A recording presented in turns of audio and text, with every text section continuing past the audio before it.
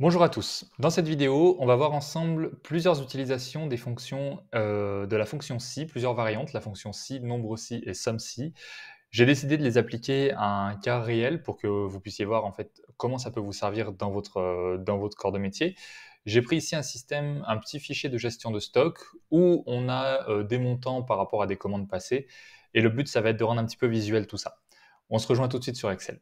Donc mon fichier de base sur Excel est constitué de simplement 4 colonnes pour l'instant, c'est-à-dire mon matériau, quelle quantité est en stock, quelle est la quantité minimale que je dois tenir en stock pour ce matériau et combien me coûte une commande quand je commande ce matériau à nouveau. Donc il s'agit d'un stock de consommables, c'est-à-dire que je commande toujours la même chose, c'est des éléments que je dois toujours avoir en stock et on va partir sur cette base. Je vais commencer par vous montrer ce à quoi on va tendre pendant cet exercice. Alors, l'objectif, il va être multiple. Le premier, ça va être d'ajouter une colonne dans le tableau ici pour avoir mon état du stock et que le stock à commander apparaisse en rouge et le stock qui n'est pas à commander, donc qui est en stock, apparaisse en vert, comme on peut le voir ici. Et l'objectif, ce sera également de se faire un petit calcul automatique pour savoir combien de références j'ai à commander en temps réel et également combien me coûtera ma commande une fois que celle-ci sera passée. Voilà, si je la passe maintenant, combien elle va me coûter. On commence tout de suite en repartant du fichier de base. Alors, pour commencer, je vais transformer mon fichier Excel en tableau, donc je vais aller dans Insertion, Tableau, et ça va me permettre de plus facilement faire des tris, etc. Donc, j'ai mon fichier Excel qui est en tableau. Je vais pouvoir ajouter maintenant une colonne que je vais appeler état du stock.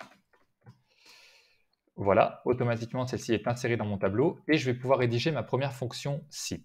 Alors, on écrit égal si et dans mon cas, la fonction si va tester en fait est-ce que ma quantité en stock est supérieure à ma quantité minimale ou est inférieure à ma quantité minimale.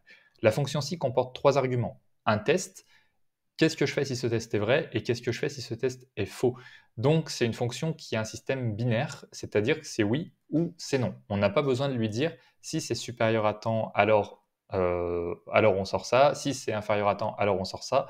Il va considérer que ce qui n'est pas supérieur est inférieur. Donc ici, mon test, il va porter sur cette quantité-là. Donc, je vais cliquer sur la cellule pour que ça s'applique bien sur la ligne que je veux. Et je vais lui demander si cette quantité-là est inférieure à ma quantité minimale. Et bien dans ce cas-là, ça voudra dire que mon stock va être bientôt en rupture et donc la quantité est à commander. Point virgule, et automatiquement, sinon, donc si c'est supérieur, ça veut dire que les quantités sont mises en stock. Je peux écrire en stock, entrée. Automatiquement, tout se déroule dans mon tableau. On peut bien voir, si on en prend un au pif ici, que en stock, 173 en stock, 50 en mini, on voit bien que c'est en stock. Et ici, à commander, on n'en a plus que 37 quand on en a besoin de 90 au minimum. Donc là, mon état du stock, c'est bien mis à jour. Maintenant, j'aimerais faire apparaître mes couleurs sur cette colonne-là. Donc pour ceci, je vais sélectionner ma colonne E et je vais me rendre dans Mise en forme conditionnelle. Dans Nouvelles règles, je vais lui demander d'aller dans uniquement les cellules qui contiennent et je vais demander pour les cellules qui sont égales à. Et là, il faut écrire exactement ce que vous avez écrit dans la commande, donc dans la cellule, excusez-moi. Donc si moi j'ai écrit à commander, je le veux en rouge, à commander, rouge, hop, automatiquement mes cellules à commander apparaissent en rouge. Je refais la même manipulation pour les cellules en stock. Et cette fois-ci, j'aimerais que visuellement ça apparaisse en vert parce qu'il n'y a pas d'action à mener pour ces cellules-là. Voilà. Voici donc pour la première utilisation de la fonction si. Petit bonus qu'on est dans un tableau, on peut maintenant trier si on veut faire apparaître tout ce qui est à commander. Je ne vais pas le faire tout de suite, on le verra après, mais à la fin, vous verrez que je ferai ressortir tout ce qui est à commander en haut pour avoir la liste directement de mes éléments. Je vais passer maintenant à la deuxième petite partie, donc c'est-à-dire comment compter des références par rapport à une donnée.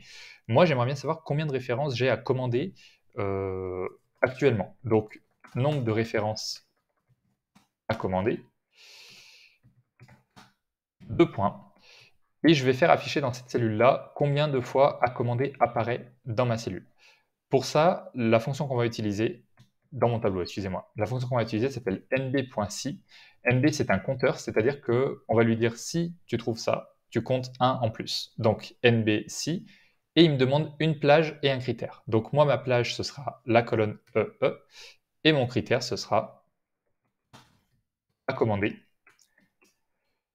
Et on a donc 13 références à commander dans mon stock. Dernière partie, j'aimerais compter combien me coûtera ma commande par rapport au coût de commande qui est pour les références à commander. Donc, je vais noter coût de la commande totale. Et là, ce que je vais faire, c'est lui demander, à chaque fois qu'il tombe sur une ligne à commander, d'ajouter le coût de la commande juste à côté. Donc, on va utiliser cette fois-ci la fonction somme.si, entre parenthèses. On choisit d'abord la plage du critère. Regardez bien, il y a 3 critères. Quelle est la plage? Quel est le critère? Donc moi, ça va être l'état du stock comme tout à l'heure. Et qu'est-ce que je somme une fois que j'ai trouvé ce critère? Donc je sélectionne ici ma plage. Mon critère, c'est à commander comme tout à l'heure. Donc entre guillemets toujours, sinon ça ne va pas comprendre. À commander. Et je vais lui demander de sommer la colonne D à chaque fois. C'est-à-dire qu'à chaque fois qu'il tombe sur une quantité à commander, il va ajouter la valeur. Et ici, je me retrouve avec un coût de commande total de 1329 que je peux mettre en euros par exemple. Et voilà. Et au moins, mon petit tableau fonctionne automatiquement.